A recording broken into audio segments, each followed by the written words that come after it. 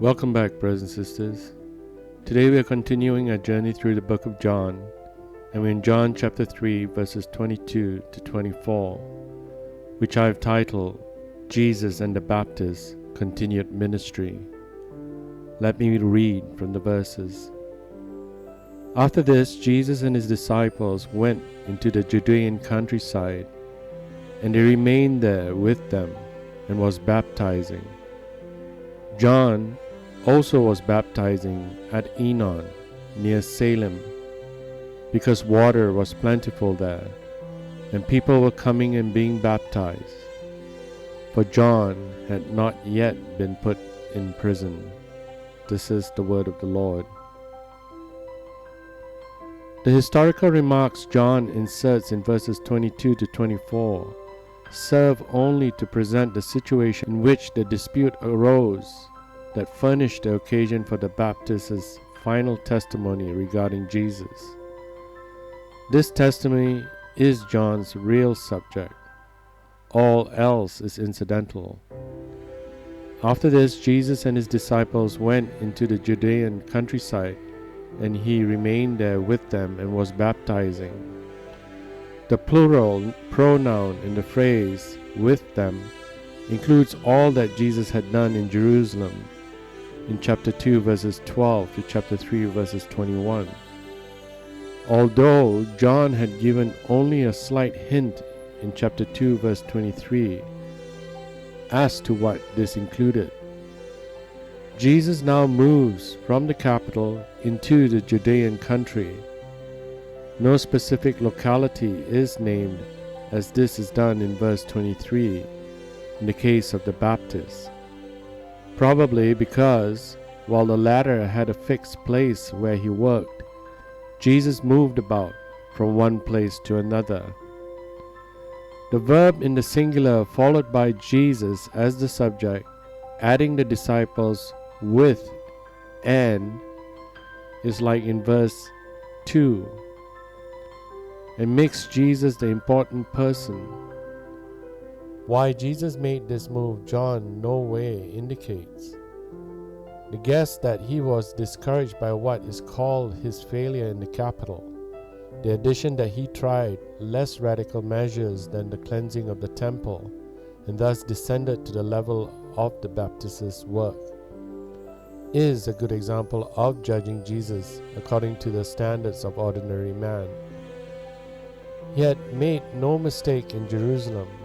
He did exactly what best furthered his great purpose there and here in the country's district. The imperfect tense which states that the country he tarried or spent some time in company with his disciples and baptized are the usual derivatives to indicate continued action. The fact of his baptizing would indicate that the locality was the neighborhood of the Jordan. Jesus did not baptize in person but did it through his disciples. The other evangelist says nothing about Jesus baptizing. John's remark amplifies their account.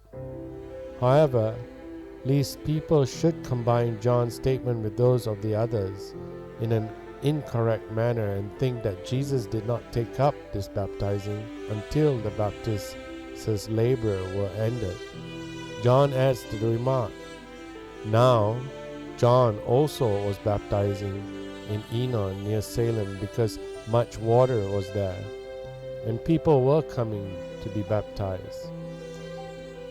The Greek word there makes the statement parenthetical. The evangelist helps us determine only 2 points about the location of Enon. How the Baptist disciples referred to the former testimony of their master as having been made beyond Jordan in verse 26 shows that now they were on its hither or western side. Immediately after the evangelist tells us that Jesus went into the Judean country, he names Enon as the place where the Baptist labored, and by adding no name of a country, he leaves our thoughts in Judea. On the disputes about the actual site, consult the Bible dictionaries. The place was so named because of its springs, for which reason it was also suitable for the Baptist's work. The plural Greek much water denotes either the springs themselves or the rivulets that flowed from them, and not a large body of water. In the long search for the site of Ainon, only such places have been considered which show such springs, and neither ancient nor modern records speak of a place that had water enough to immerse numbers of people. Nor is the consideration here only water to baptize, but also, very vitally, were multitudes camped for some time, water for drinking. The imperfect tense of the verbs, the coming and being baptized on the part of the people, as in the previous verse, means to state that the Baptist was here carrying on his work for some time. For John had not yet been put into prison, elucidates the previous statement. Readers of Mark chapter 1 verse 14 and Matthew chapter 4 verses 12 to 17 might question our evangelist's account that the Baptist and Jesus were thus baptized simultaneously. So John states that this occurred prior to the Baptist's imprisonment.